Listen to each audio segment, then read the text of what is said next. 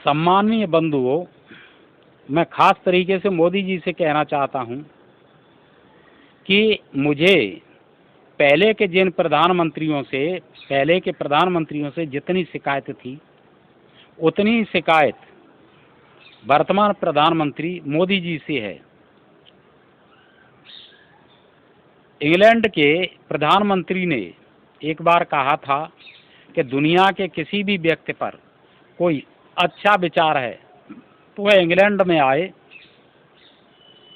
हम उसे सब सुविधाएं देंगे और हम उसकी बात पर काम करेंगे, उसके प्रोजेक्ट पर कार्य करेंगे। अमेरिका के राष्ट्रपति ने भी 2 बार कह चुका है, अमेरिका का राष्ट्रपति, कि दुनिया के किसी भी व्यक्ति पर कोई अच्छा विचार है तो वह भारत में आए, वो अमेरिका में आए और हम उसकी बात पर विचार करेंगे। लेकिन भारत में इसके विपरीत सब कुछ चल रहा है। भारत की सरकारें पहले तो जनता को मान और महत्व ही नहीं देती हैं, और देती भी हैं तो केवल उनका उपयोग करती हैं। जनता से उनको कुछ लेना देना नहीं है, जनहित से कुछ लेना देना नहीं है। जनता जो भी सुझाव देती है तो उसका वो अपने सबसे पहले तो अपने व्यक्तिगत हित में प्रयोग करते हैं, फिर अपने दल या सरकार के हित में प्रयोग करते हैं, फिर राजनीतिक लोगों के हित में प्रयोग करते हैं, फिर अपने अपर क्लास के लोगों के हित में कार्य करते हैं, फिर उसके बाद कहीं जनता का या देश का भला हो जाए तो हो जाए, अन्यथा उन्हें देश और जनता के भले से कुछ लेना देना नहीं है। अपना कॉलर ऊंचा कर लेते हैं। देसाई जी की सरकार में मैंने एक सुझाव दिया था और 20 वर्ष मैंने जब इसको कहा तब सरकार की समझ में आया। मैंने यह कहा कि सदन में, सरकार में मुट्ठी भर लोग होते हैं। जनता की जो संख्या है, जनसंख्या है, उसकी तुलना में सदन में, सरकार में मुट्ठी भर लोग होते हैं और पूरी दुनिया के या पूरे देश के लिए जो उपयोगी विचार हैं वो सब इनके दिमाग में नहीं आ सकते हैं। विचार एक तरंगें होती हैं जो प्रकृति की तरफ से, प्रकृति जिसको जो विचार देना चाहती है वो तरंगें उसके दिमाग में डाल देती है। विचार यह जरूरी नहीं है कि किसी बुद्धिमान या ज़्यादा पढ़े लिखे या ज़्यादा अनुभवी या उच्च पद पर बैठे हुए व्यक्ति के ही दिमाग में आए। किसी सामान्य व्यक्ति के, कम पढ़े लिखे व्यक्ति के और कम अनुभवी और पदहीन व्यक्ति के दिमाग में भी कोई अच्छा विचार आ सकता है। तो सरकार जनता से विविध विषयों पर विचार आमंत्रित किया करे और उन पर काम किया करे, जो उपयोगी हुआ करें उन्हें काम में ले लिया करे। सरकार ने 20 साल बाद एक नियम बनाया और संसदीय सौंध कुछ विषयों पर विचार आमंत्रित करती है, लेकिन इसकी नीचता देखिए सदन की, कि सदन कितना नीचता से काम करता है। विदेश वाले जिसके विचार को लेते हैं उसका आभार भी व्यक्त करते हैं, उसे यथोचित पारितोष भी देते हैं, उसे सम्मान भी देते हैं, लेकिन भारत के लोग अपना कॉलर ऊंचा कर लेते हैं।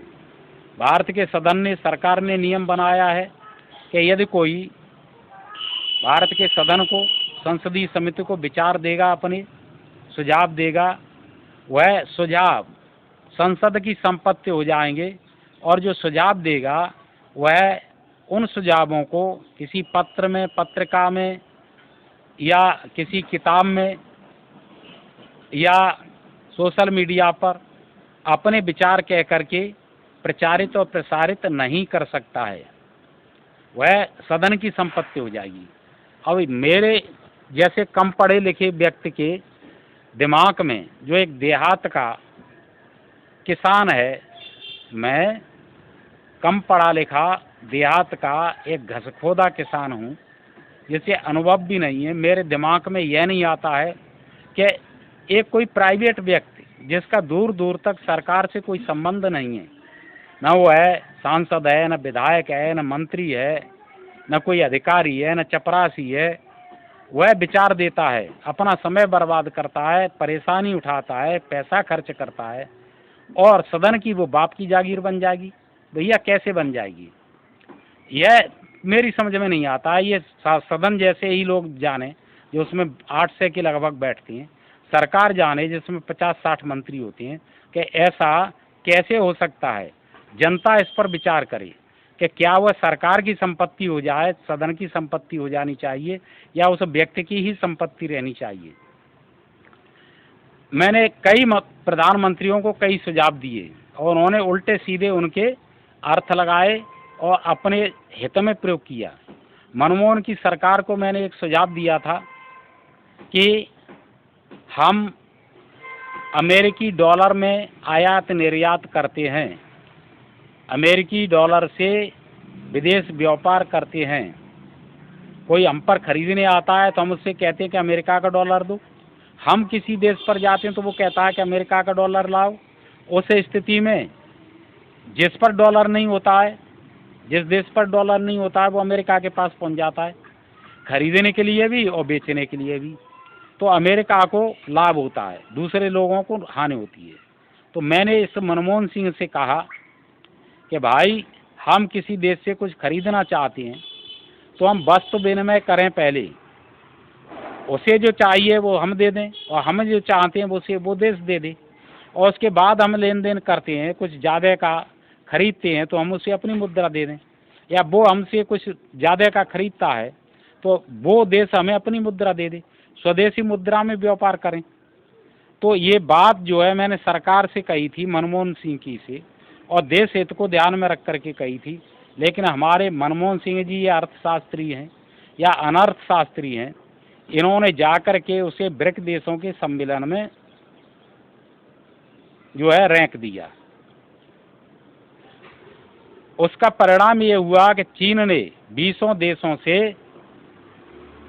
वस्तु विनिमय का स्वदेशी मुद्रा में लेन देन का समझौता कर लिया, और भारत अभी 1 दर्जन देशों से भी वस्तु विनिमय और स्वदेशी मुद्रा में व्यापार का समझौता नहीं कर पाया है। अब मेरी समझ में ये नहीं आ रहा था कि ऐसा क्यों हुआ, ऐसा क्यों किया भाई मनमोहन सिंह ने। लेकिन अब मेरी समझ में आया, कुछ बातें छुपी होती हैं, कि भारत की सत्तारूढ़ पार्टी कांग्रेस ने चाइना की सत्तारूढ़ पार्टी कम्युनिस्ट से एक समझौता किया था। उस समझौते के कारण ये सब हुआ। अब मैं ये जानना चाहता हूँ भाजपा से और प्रधानमंत्री मोदी से कि एक देश की सत्तारूढ़ पार्टी दूसरे देश की सत्तारूढ़ पार्टी से क्या समझौता कर सकती है, और क्यों समझौता कर सकती है, कैसे समझौता कर सकती है, और क्या यह संविधान के अनुकूल है? जो पार्टी सत्तारूढ़ नहीं है, राजनीतिक पार्टी है और सत्तारूढ़ है, वो दूसरे देश की राजनीतिक पार्टी से, सत्तारूढ़ पार्टी से क्यों समझौता करेगी? जो समझौता ही करना है तो सरकारी स्तर पर समझौता क्यों नहीं किया जाए? क्योंकि वह समझौता जो कांग्रेस ने चाइना की कम्युनिस्ट सरकार से किया, कम्युनिस्ट पार्टी से किया, वह देश हित के विरोध में था, इसलिए वह किया गया। और हमारे देश की ये मनमोहन सिंह सरकार ऐसे लोगों को संरक्षण देती हैं। ये कुछ गलत करते हैं तो विपक्ष वाले, कांग्रेस वाले सब एक हो जाते हैं, इनको सहयोग करते हैं, और जब ये दूसरा कोई गलत करता है तो ये उसका समर्थन करते हैं। मनमोहन सिंह की सरकार में एक राष्ट्रीय परिषद बनी सोनिया गांधी की अध्यक्षता में। मैं यह जानना चाहता हूं कि संविधान में इसके लिए कहाँ जगह है? क्या सदन, सरकार, प्रशासन, न्यायपालिका यह बता सकती है कि ऐसी समिति बनाने का संविधान में कहाँ अधिकार है? किसको अधिकार है? कैसे अधिकार प्राप्त किया? ये संविधानेतर समिति कैसे बनी? और बाकायदा उस पर जो है 5.25 करोड़ रुपया खर्च किया गया। वह बाकायदा सरकारी फाइलों को देखती थी, सरकार उसके नियंत्रण में काम करती थी। मैं सदन से और सरकार से ये पूछता हूँ कि राष्ट्रपति की सलाह के लिए मंत्रिपरिषद होती है, जो राष्ट्रीय सलाहकार समिति बोली जाती है, तो उस समिति को, जो राष्ट्रपति की सलाहकार समिति है, उसे एक और सलाहकार समिति की क्या जरूरत पड़ गई? यदि उसी की जरूरत थी तो फिर इसका क्या काम? और इसकी जब ये बन गई तो दूसरी राष्ट्रीय सलाहकार समिति का क्या काम। तो ये सब अपराध होते रहते हैं। भारत में हजारों कंपनियां बनी, कुछ चिट फंड के नाम से, कुछ प्राइवेट लिमिटेड के नाम से। उन्होंने जनता का 50 बरस तक पैसा लूटा और सब संविधान के अनुसार बनी, कानून के अनुसार बनी, सरकारी अधिकारियों की देखरेख में बनी, सरकारी मंत्रियों की देखरेख में बनी। सरकारी नेता, सरकारी अधिकारियों, मंत्री, उसके जो प्रबंधक परिषद होती, मैनेजमेंट होता, उसके साथ फोटो खिंचवाते, सेमिनारों में भाग लेते, और उन लोगों ने जनता को लूट लिया। अरबों खरबों की संपत्ति अपने पास कर ली और सरकार ने अब उनको बैन कर दिया और लाखों करोड़ रुपया जनता का उन पर फंसा हुआ है। और हमारे देश की सरकार कान में तेल डाल करके सो रही है।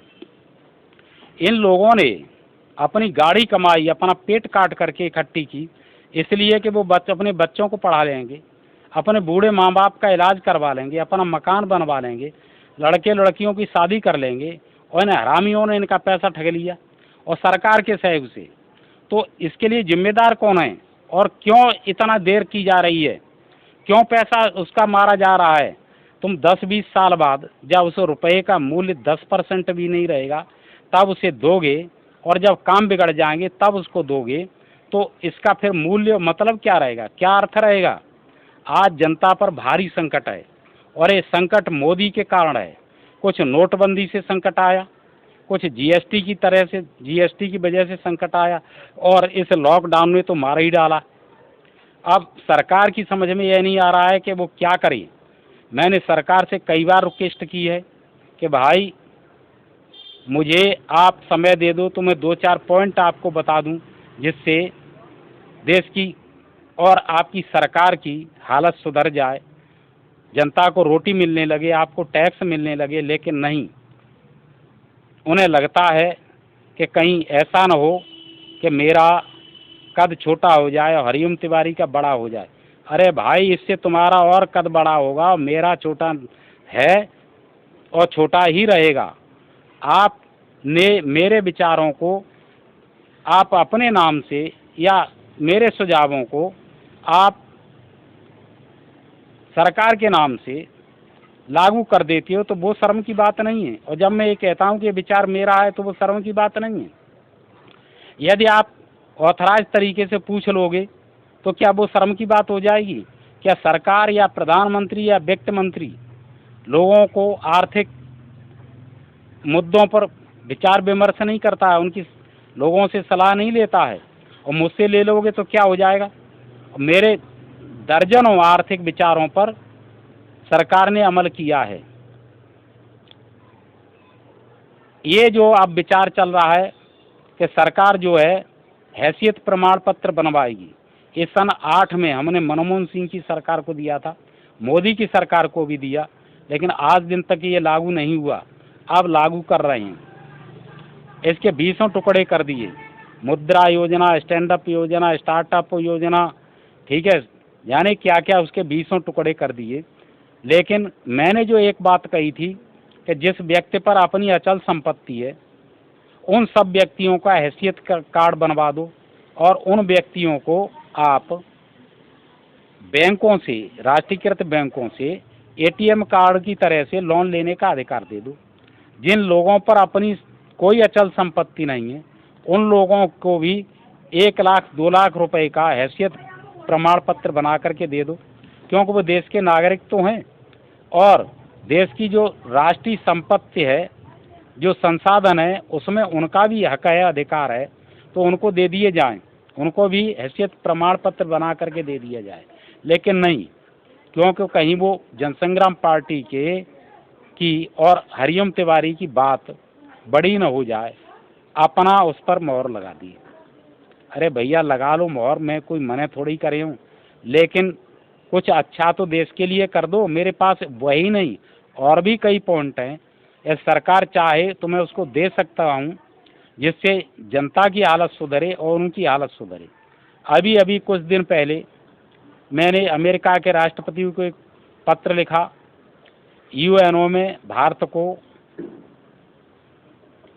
वीटो पावर दिलाने के लिए, स्थायी सदस्यता दिलाने के लिए, ठीक है, उस लेटर को मैंने अपने राष्ट्रपति को भी भेज दिया और कहा कि सरकार को इसे दे देना, सरकार इसे सदुपयोग कर ले। तो सरकार ने क्या काम किया, तो उसका जो है मोदी साहब ने यूएनओ में गए और जाकर के एक भाषण दे आए कि जो अभी तक यूएनओ में काम हुए हैं, जितनी शांति अभियान हुए हैं, उसमें भारत ने सहयोग दिया है और भारत यूएनओ के नियमों का पालन करता रहा है। भारत को यूएनओ की स्थायी सदस्यता कब मिलेगी, वीटो पावर कब मिलेगा, कब तक इंतजार करना पड़ेगा। ठीक है, ये एक अच्छी बात है, लेकिन आप इसके लिए हमसे भी तो विचार विमर्श कर सकते थे, हमारी पार्टी से भी तो विचार विमर्श कर सकते थे, लेकिन नहीं किया। ठीक है, आपका काम वहाँ पर जाकर के इसका प्रोपोगंडा करना नहीं था। आपको ये चाहिए था कि जो ऑथराइज शक्तियाँ हैं, अमेरिका है, इंग्लैंड है, फ्रांस है, रूस है, उनसे आप संपर्क करते, लेकिन नहीं, नाम की भूख ज़्यादा है। अरे भाई, आप प्रधानमंत्री बन गए और इससे भी बड़ा क्या होता है। अरे लोग आपको तो जानते ही हैं, ठीक है। ये मेरी समझ में नहीं आता है। मैं मुख्य तरीके से यही बात कह रहा हूँ कि यदि प्रधानमंत्री चाहते हैं कि देश के लिए कुछ आर्थिक सुझाव आवश्यक हैं, सरकार को टैक्स मिले, ऐसे कुछ विचार आवश्यक हैं, तो वह हमसे संपर्क करें, हम उसे अवश्य बताएंगे। जय हिंद। आप सभी लोगों को नमस्कार।